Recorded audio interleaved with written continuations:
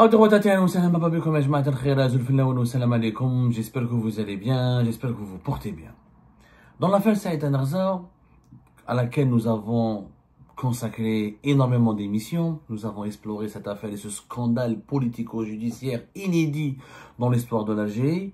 Nous l'avons exploré sous plusieurs angles. Une femme d'affaires, ex-candidate aux élections présidentielles anticipées, emprisonnée, incarcérée, brisée, avec ses enfants, emprisonnée avec 2 de ses enfants, un troisième qui est sous contrôle judiciaire et qui est persécuté comme ses 2 frères qui sont emprisonnés, un quatrième qui est à l'étranger, recherché par la monde d'arrêt international pour une affaire totalement ahurissante. Je rappelle que l'affaire Saïd Narza, c'est soi-disant des pots de vin de même pas de l'équivalent de 200 € pour obtenir des parrainages électoraux. Ce qui n'a jamais été pu démontrer puisque tous les témoignages des acteurs de cette affaire ont révélé qu'ils ont fait des aveux sur la base de torture, de pression, d'intimidation et de violence dont ils ont fait l'objet de la part de services de sécurité. On vous a promis des documents pour comprendre la valeur de cette femme, la valeur de son travail notamment, et son patriotisme, alors que les partisans du pouvoir algérien et que certains médias proches du pouvoir algérien essayent à tout prix, et que les dirigeants du pouvoir algérien actuel essaient à tout prix de justifier son incarcération en faisant d'elle une femme malhonnête, traîtresse pratiquement, corrompue, et qui aurait corrompu des voix pour devenir présidente. Est-ce qu'elle est une personne corrompue, Saïd Narza? Est-ce que c'est une personne carriériste, opportuniste, qui a voulu utiliser sa relation, sa proximité avec Abdelmadjid Tebboune pour réaliser certaines fins personnelles? Les documents de notre possession décrivent un personnage totalement différent de ce qui est dit sur elle, de ce qui est raconté sur elle par la propagande officielle. Je vous montre un document. Je crois au document. Mais si Khalid Abdou a connu le personnage, moi je ne me contente pas de vérification sur la base de relations personnelles d'une rencontre. Moi je crois aux faits, aux faits qui sont documentés par des documents. Regardez ce document-là. C'est une correspondance adressée au Premier ministre par Saïd Narza le 12 février 2023. Le document. C'est un document pas très visible. Adressé par Saïd Narza en tant que présidente de la Confédération Générale des Entreprises Algériennes au Premier ministre. C'était le 12 février 2023, signé par Saïd Narza. Comment dirais-je, l'accusé de réception. L'accusé de réception. Comme quoi il a été reçu et par voilà l'accusé de réception, comme quoi il a été bien reçu par les services du Premier ministre. Donc ce document raconte quoi? Le 12 février 2023, Saïd Narza a effectué une visite au Qatar et elle fait un compte rendu au Premier ministre. J'ai l'honneur de vous rendre compte de la visite effectuée au Qatar du 7 au 10 février 2023. Dans le cadre des préparatifs liés à la foire permanente Algérie Expo 2023 à Doha. Algérie Expo est une initiative qui a été organisée en 2023 à Doha pour essayer de promouvoir les produits algériens et la production algérienne et renforcer les échanges économiques entre le Qatar et l'Algérie. Au cours de mon séjour, j'ai rencontré Cheikh Faisal Ben Qassem Al-Thani, membre de la famille régnante qatari, président du conseil d'administration de la Ligue d'hommes d'affaires qatari. C'est lui le président du conseil d'administration de la Ligue d'hommes d'affaires qatari, qui est connu en Algérie puisque il a été déjà reçu par Abdelmadjid Tebboune. Il a été reçu par Abdelmadjid Tebboune personnellement le 16 juin 2022. Il a reçu Cheikh Faisal Ben Qassem Al-Thani en sa qualité de président du conseil d'administration de la Ligue des hommes d'affaires qatari. C'est l'organisation patronale du Qatar. C'est l'équivalent de la CGEA ou du CREA. En Algérie, on a plusieurs organisations patronales. Dans les pays sérieux et structurés, il n'y a souvent qu'une grande organisation patronale, maximum 2 ou 3. Au Qatar, comme c'est un petit pays, mais c'est un pays important, il y a quand même une seule organisation, c'est la Ligue des hommes d'affaires qatari. Le président de son conseil d'administration, c'est ce monsieur qui est homme d'affaires et qui est un parent au prince qatari, et le membre de la famille est Tani. Cheikh Faisal Ben Qassam Tani. Tebboune l'a rencontré le 16 juin 2022 à Alger, en présence de Boualem Boualem, et en présence surtout, à l'époque c'était le directeur de cabinet d'Abdelmajid Tebboune, c'était pas Boualem Boualem, c'était Abdelaziz Khalef, qui était aussi conseiller chargé des affaires économiques et financières. Que dit Saïd Anaghza dans ce document-là? Encore une fois, je نحكيكم في وثيقة، أنا مانيش نزيد عليكم والو. هذه راهي وثيقة. C'est un document qui va rester pour l'histoire. Signé par Saïd Anaghza. Alors, en présence d'un représentant, la rencontre entre Saïd Anaghza et Cheikh Faisal Ben Qassam Thani s'est déroulée à Doha en présence d'un représentant de notre ambassade à Doha. Donc il y avait un représentant de l'ambassade d'Algérie à Doha. Donc l'État était aussi témoin. L'ambassade d'Algérie, c'est l'entité, c'est la représentation officielle de l'État algérien. Donc il y avait un représentant officiel de l'État algérien qui a assisté à cette rencontre. Ce n'est pas une rencontre personnelle ou fortuite ou informelle qui a réuni une organisation patronale algérienne avec le patron d'une organisation patronale qatari. Au cours de cette rencontre, Cheikh Faisal m'a fait part de sa volonté de concrétiser des objets, des projets en Algérie, malgré le manque d'empressement constaté chez les responsables algériens rencontrés à cet effet. Cheikh Faisal Ben Qassam Thani m'a fait part de sa volonté de concrétiser des projets en Algérie, malgré le manque d'empressement constaté chez les représentants algériens rencontrés à cet effet. Les représentants l'empressement constaté chez les responsables algériens rencontrés à cet effet. On est en 2023. Cheikh Faisal Ben Qassam Thani avait rencontré Tebboune en novembre 2022 et en juin 2022, excusez-moi. Et en 2022, certainement, il a rencontré plusieurs responsables algériens. Et avant de rencontrer Saïd Anaghza, il avait rencontré plusieurs responsables algériens. Et c'est lui, le patron des patrons qataris, c'est lui qui dit, comme le Qatar, c'est un émirat très riche et c'est un investisseur parmi les plus importants, c'est pas la Chine et les États-Unis d'Amérique, ni l'Allemagne ou la France, mais ça reste une puissance financière importante. Et un important investisseur étranger à travers le monde. C'est lui qui raconte, le patron des patrons qataris rencontre ou révèle à Saïd Anaghza qu'il n'y a pas eu d'empressement, que les dirigeants algériens ne sont pas un empressement, c'est-à-dire qu'ils ne sont pas pressés pour concrétiser des projets d'investissement qataris en Algérie. C'est quand même grave. C'est une révélation extrêmement grave. C'est que il y a des Qataris qui veulent investir en Algérie et qui cherchent à investir en Algérie. Et malheureusement, les dirigeants algériens ne font pas leur travail. Ce qui est quand même grave. C'est-à-dire, c'est les Qataris qui leur proposent des projets, mais il y a un manque d'empressement. Les dirigeants algériens ne sont pas motivés, ne sont pas enthousiastes, n'encouragent pas ou ne sont pas réactives ou ne sont pas coopératives avec les investisseurs qataris. C'est très grave. Le document ne s'arrête pas là. Il cite entre autres, donc Saïd Anaghza raconte ce que lui dit Cheikh Faisal Ben Qassam Thani.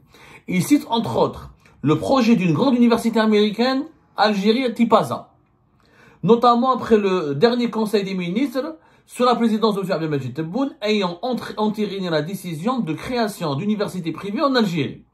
Il offre également ses services pour la réalisation d'une ligne de chemin de fer du Grand Sud pour le projet, sur le propre fonds de la Ligue des hommes d'affaires qataris. Si les projets évoqués requièrent l'assentiment de votre haute autorité, Cheikh Faisal souhaite avoir l'occasion de rencontrer les responsables compétents désignés pour une présentation plus affinée et entamer au plus vite leur réalisation. C'est-à-dire le patron des patrons qataris, Monsieur Cheikh Faisal Ben Qassam Thani, il a dit aux responsables algériens qu'il est prêt à financer, que les investisseurs qataris veulent faire une grande université américaine en Algérie, à Tipaza plus exactement. Alors, une université américaine, c'est prestigieux. C'est ce qui se fait au mieux dans la formation de l'enseignement supérieur. Ça aurait pu permettre d'offrir à la jeunesse algérienne des formations de qualité, des diplômes de qualité. C'est un transfert de savoir, c'est un transfert de technologie et tout le monde le sait, c'est une évidence, c'est pas la peine de le rappeler, qu'une jeunesse bien formée, qu'une main-d'œuvre bien formée, que des diplômés de haut niveau, c'est ce qui permet à l'économie d'un pays de se développer, d'avoir de la croissance, de créer de la richesse et ensuite d'élever le niveau de développement de tout un pays. Donc les Qataris ont été prêts en 2023 à créer, à financer l'université américaine. Ils étaient prêts à créer, à financer un projet de chemin de fer dans le sud de l'Algérie sur le fonds propre des Qataris. C'est les Qataris qui vont financer. C'est pas un prêt des banques algériennes ou là un prêt. C'est les Qataris qui étaient prêts à financer. Et le patron des patrons qataris, c'est pas à qui parler. Personne ne lui dit, vas-y, fonce, viens en Algérie, marhaba, voilà combien il faut faire, voilà les modalités d'investissement, voilà ce qu'il faut, voilà les autorisations nécessaires, voilà les démarches qu'il faut accomplir, voilà les partenaires éventuels. On lui déroule pas le tapis rouge. Même pas, il demande même pas ce qu'on lui déroule le tapis rouge, il demande pas des honneurs, parce qu'il a déjà rencontré Tebboune en juin 2022. Donc, de juin 2022 jusqu'à février 2023, même après la rencontre avec Tebboune, les investisseurs qataris n'ont rien pu faire.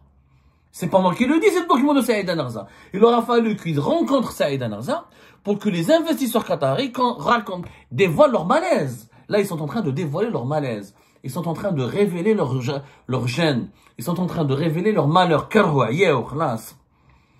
C'est-à-dire, ils viennent avec leur argent, mais il n'y a pas d'investissement. Ils veulent faire des investissements, mais on les écoute même pas, on ne les valorise pas, on leur tend pas, on leur dit pas, vas-y, venez. Il n'y a pas de réponse, les dirigeants algériens ne sont pas réceptifs à des investissements importants. Université américaine, Yejedcom, Université américaine Fiti Paza, dans le centre du pays, c'est un transfert de savoir-faire et de savoir et de technologie extrêmement important pour la jeunesse algérienne, pour acquérir des qualifications précieuses pour le développement de notre pays.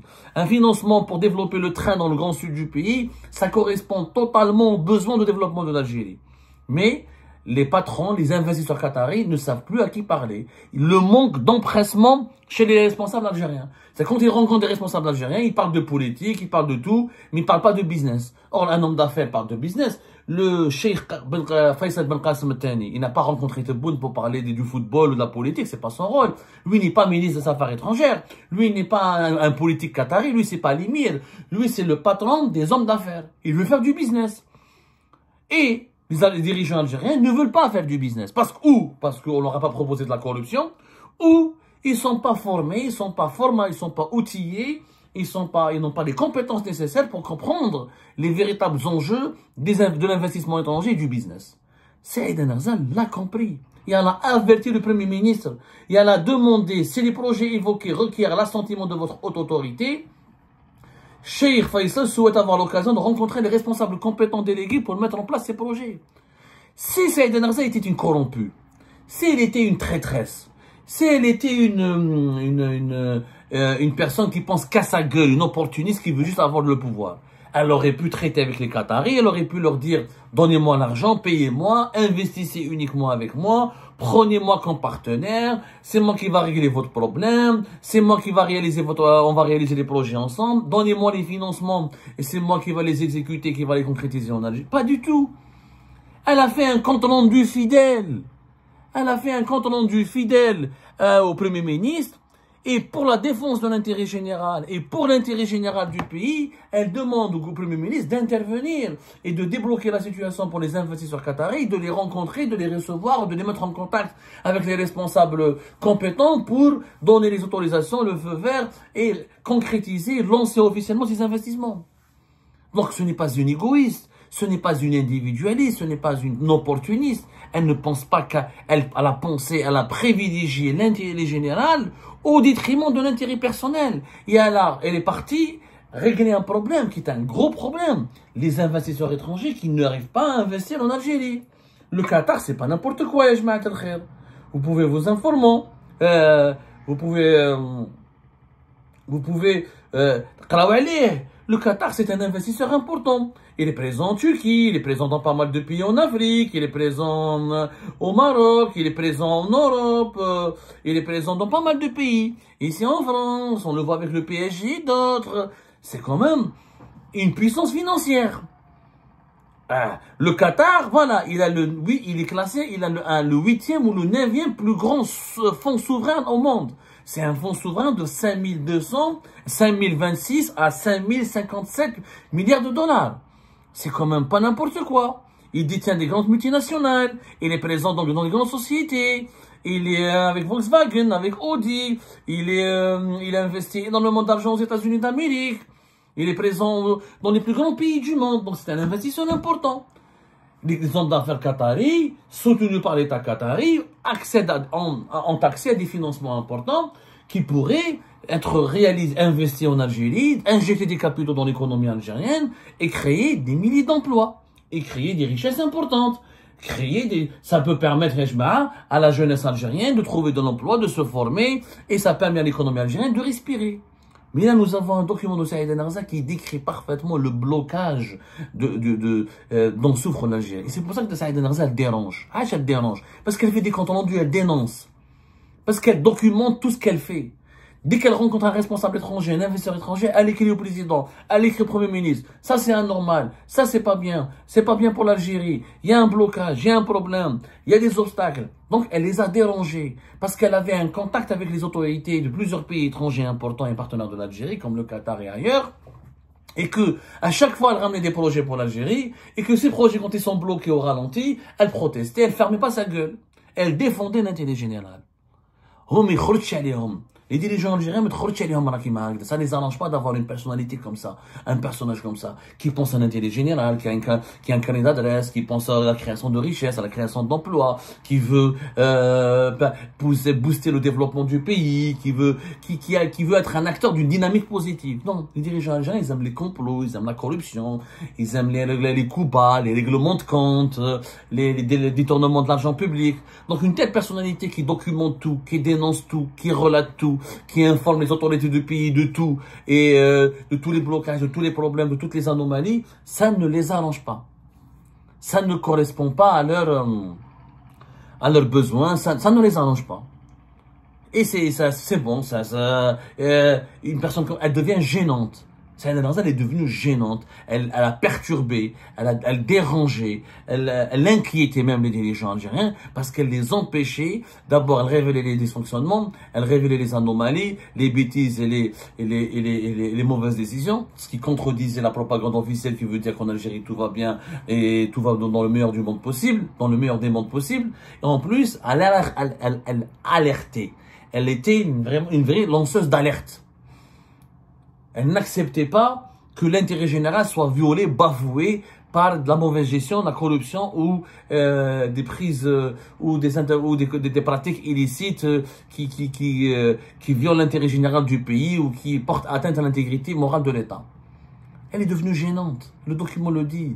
Et ce n'est pas une personne corrompue. Quelqu'un elle aurait pu proposer au Qatar, comme, voilà, bosser avec moi, ou là, donnez-moi un pot de vin, ou là, donnez-moi de l'argent. Moi, je vais intervenir auprès de Tebboune pour régler vos problèmes, ce que font tous les autres membres de l'entourage de Tebboune et tous les autres dirigeants influents du pays. Ils pensent pas à l'intérêt général, ils font pas de compte rendu, ils organisent pas des rencontres en présence d'un représentant de l'ambassade, ils essayent de tout faire en informel, de recourir à des interventions personnelles, de demander des privilèges, de faire du trafic d'influence pour régler des problèmes en contrepartie de pots de vin. En contrepartie de pots de vin. C'est pas le cas de cette femme. Et c'est pour ça que nous la défendons à Algérie Part. Parce que nous pensons réellement que c'est une patriote sincère et c'est une patriote qui a été au service de l'intérêt général de notre pays.